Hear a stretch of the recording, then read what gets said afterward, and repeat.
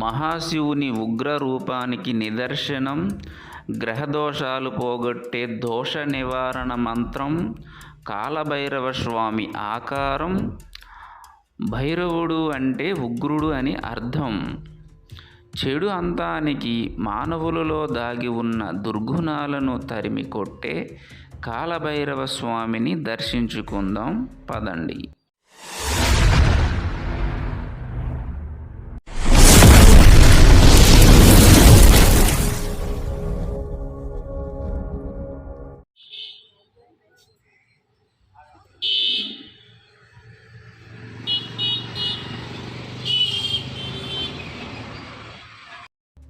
Hi friends, అందరికీ ఈ మందిరం గురించి తెలిసిన వాళ్ళైతే చూడాలా వద్దన్నది మీ ఇష్టం.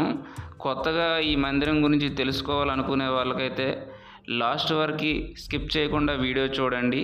లైవ్లో మీరే వెళ్ళి వచ్చినంత అనుభూతిని అయితే నేను ఈ వీడియోలో చూపించడం జరుగుతుంది. వాహనాలు అయితే గుడి దగ్గరికి పర్మిషన్ లేదండి. వాహనాలు ఇక్కడ రోడ్డు మీద విడిచిపెట్టి కిలోమీటర్ పైన అయితే ఉంటుంది, నడుచుకుంటూ వెళ్ళాలి అభయారణ్యంలోకి. నేనైతే స్టార్ట్ అయిపోయానండి, నడుచుకుంటూ వెళ్తున్నాను. దర్శనం చేసుకొని కొంతమంది భక్తులు రిటర్న్ అయితే వెళ్తున్నారు. గుడి ఉండే లొకేషన్ అయితే విశాఖపట్నం జిల్లా సింహాచలం మహాపుణ్యక్షేత్రానికి అతి చేరువలో భైరవ కోనలో క్షేత్రపాలకుడిగా పూజలు అందుకుంటున్న భైరవ స్వామి ఆలయానికి మనం ఇప్పుడైతే వెళ్తున్నాం.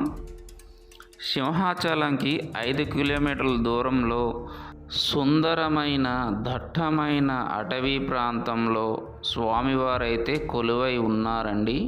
నేనైతే నడుచుకుంటూ 1/2 కిలోమీటర్ వరకు అయితే వచ్చానండి. ఇంకా 1/2 కిలోమీటర్ పైనే వెళ్ళాలి, ఉక్కబోస్తుంది.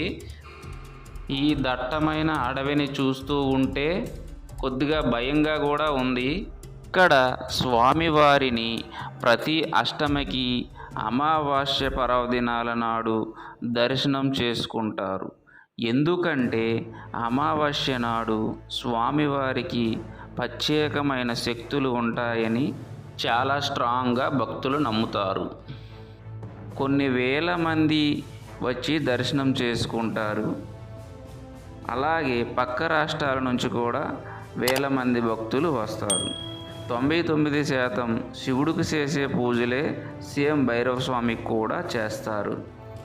ఇక్కడ కాలభైరవ స్వామి, చండీమాత, భైరవమాత ఈ ముగ్గురు కూడా రాహుకేతుల వల్ల కానీ, కాలసర్పదోషంతో కానీ, ఏలినాటి శని వల్ల కానీ, అర్ధాష్టమ శని వల్ల కానీ, నవగ్రహాలలో ఏ గ్రహం వల్ల ఎటువంటి సమస్య ఉన్నా తొలగిపోవడానికి స్వామివారి దగ్గరికి వచ్చి పూజలు చేస్తారు.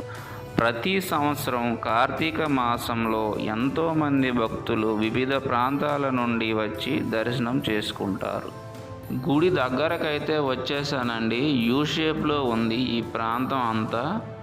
చుట్టువైపులా కొండలే ఉన్నాయి. కొండల మధ్యలో మందిరం అయితే ఉందండి. ఉజ్జయినిలో ఉండే కాలభైరవ స్వామి టెంపుల్ గురించి తెలుసుకుందామండి కొన్ని విషయాలు. ఉజ్జయినిలోని కాలభైరవనాథ్ ఆలయం శివుని భయంకరమైన రూపమైన కాలభైరవుడికి అంకితం చేయబడింది. కాలభైరవుడికి మద్యం నైవేద్యం పెట్టే సంప్రదాయం కారణంగా ఉజ్జయిని ఆలయం చాలా మర్మమైనది. భక్తులు ఆలయంలో మద్యం సీసాల రూపంలో మద్యం అందిస్తారు. ఇది దేవతను శాంతింపచేయడానికి ఒక మార్గంగా నమ్ముతారు. కాళీమాత అండి, గుడికి ఎదురుగా ఉంటారు తల్లి. భైరవ స్వామి దగ్గర అయితే వీడియో ఫోటోలు తీయకూడదండి, పర్మిషన్ లేదు. నేను బయట నుంచి మీకు చూపించే ప్రయత్నం అయితే చేస్తాను. గర్భగుడిలో అలా భైరవ స్వామి.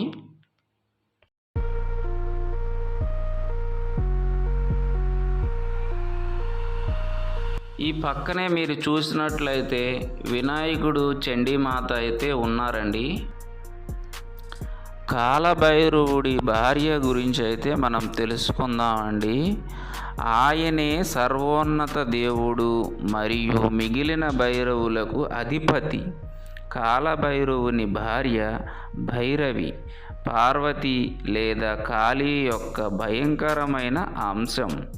భగవంతుని యొక్క ఈ భయంకరమైన అంశాన్ని ప్రధానంగా అఘోరీలైతే ఎక్కువగా పూజిస్తుంటారండి.